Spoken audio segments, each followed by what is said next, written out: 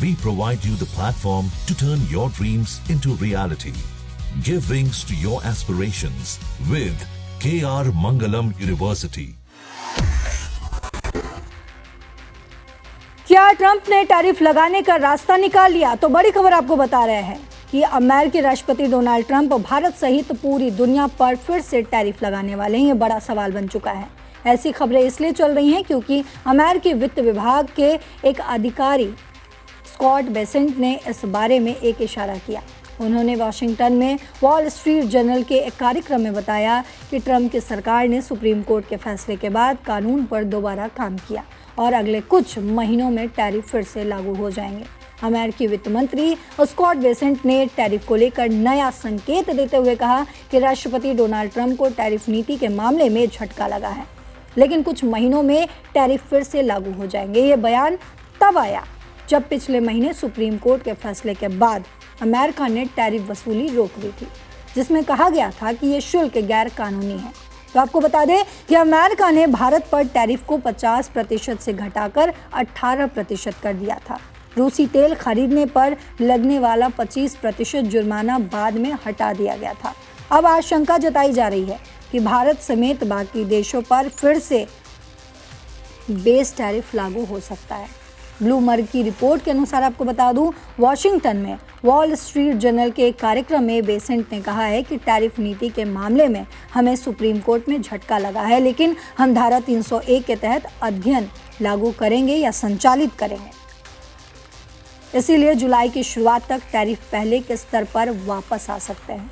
Besant ने यह भी कहा है कि धारा 301 के तहत टैरिफ लगाने के अधिकार की कोर्ट में जांच हो चुकी है और अब कारोबारी नेता कैपिटल एक्सपेंडिचर से संबंधित योजना बनाने और फैसला लेने में सक्षम होंगे। तो सुप्रीम कोर्ट की तरफ से इमरजेंसी पावर का उपयोग करके शुल्क लगाने को असंवैधानिक करार दिए जाने के बाद ट्रंप टैरिफ नीति को बहाल करने के लिए अलग थलग अधिकारों का इस्तेमाल कर रहे हैं।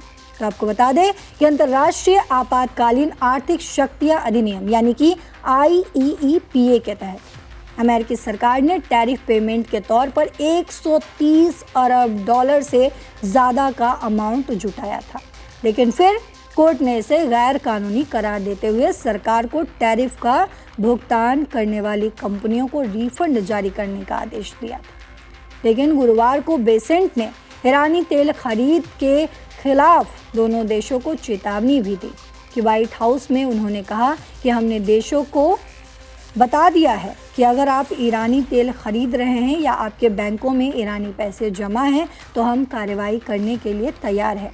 अमेरिका ने कहा कि वो उस प्रतिबंध छूट को आगे नहीं बढ़ाएगा जिसके तहत भारत जैसे देशों को रूसी या ईरानी तेल खरीदने की अनुमति थी। ट्रंप ने ईरान को हथियार सप्लाई करने वाले देशों को भी चेतावनी दी थी और ट्रंप ने इस महीने की शुरुआत में कहा था कि ईरान को सैन्य हथियार सप्लाई करने वाले किसी भी देश पर अमेरिका को बेचे जाने वाले सभी सामानों पर तुरंत 50% का टैरिफ लगाया जाएगा, जो तत्काल प्रभाव से लागू होगा। तो जहां पश्चिम एशिया में अमेरिका, इजराइल और ईरान के बीच युद्ध चल रहा है, तो वहीं ये बड़ी खबर सामने आई है जहां एक बार फिर से ये कहा जा रहा है कि डोनाल्ड ट्रंप तमाम देशों पर एक बार फिर से टैरिफ की धमकी दे रहे हैं और टैरिफ लागू कर सकते हैं। लेकिन आने वाले समय में क्या कुछ होगा ये हम अपडेट्स के साथ आपको बताएंगे। लेकिन फ़िलहाल मैं आप लोगों के कमेंट्स बता दूं तो तमाम लोग नेपाल की जनता क्योंकि कोई भी व्यापारी कारोबारी नहीं करेगा, घुसने नहीं जाएगा तो नेपाली जनता का रोज़गार चौपट हो जाएगा।